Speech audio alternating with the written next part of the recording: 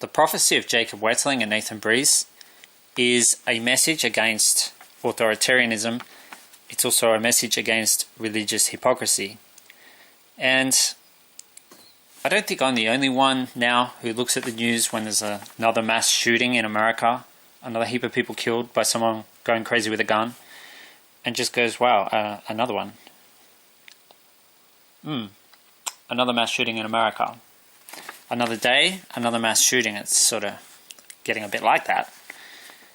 I actually underlined the date, Wednesday, 14th of February, not thinking there would be a mass shooting that day.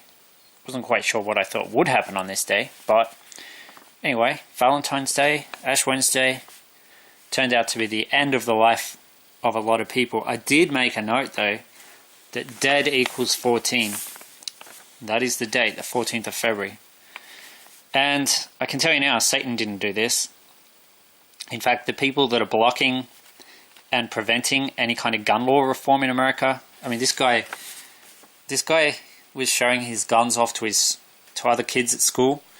He was obviously troubled, and that's sort of like, it's hard for any people in Australia like me to fathom that someone can be going to school showing off their guns, obviously has issues, and it's like kind of considered normal. America has a massive cultural problem. It's like the guy who I'm about to put on makes the point that this young guy was obviously troubled. So he said he was obviously wronged. I feel sorry for him. And yeah, well, lots of people are wronged in life. It's common. Heaps of people have motive to be angry and resentful of someone. And not just someone, but of work colleagues or school colleagues or whatever. Might be against whoever. Heaps of people basically have a lot of issues with someone. Most people don't go out and do a mass shooting. But the thing is, if people have access to these types of guns, it's always gonna keep happening. Simple as that. Here's another clip from another student talking about how he realizes how precious life is.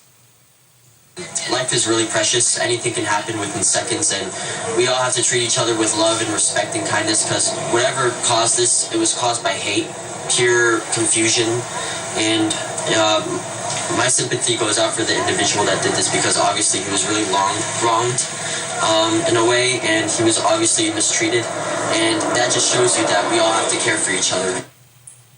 Tom Fuentes said this was a painful experience for everyone, from the doctors, the nurses, law enforcement, the teachers, the administrators, everyone.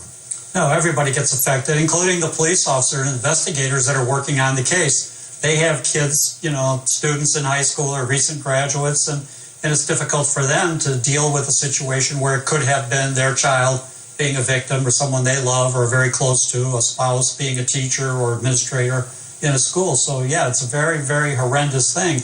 I'd like to go back to one thing. We hear this constant, if you see something, say something. Okay, you say something. You call the police. This kid's acting crazy, he's making threats, what do they do over the long run? This person cannot be locked up for the rest of his or her life. They're going to be on the street. They're probably not going to be cured of whatever mental problem they have. So if they're a stone cold psychopath, they're still going to be, whether they're in a hospital a day, a week, or a year, they're going to go back out, and you're still going to have this danger. And in this country, it's easy to get any kind of a gun. So we're going to encounter this for the long run, and I don't see any way around it, whether people say something or not. Yeah, he was expelled, but then he was bragging to some other students, as we just heard, showing off weapons, making outrageous statements, and then we see what happens. Truly heartbreaking day. 17 people, mostly students, dead. Our special live coverage of the deadly school shooting in Florida continues right now with Jim Shuben.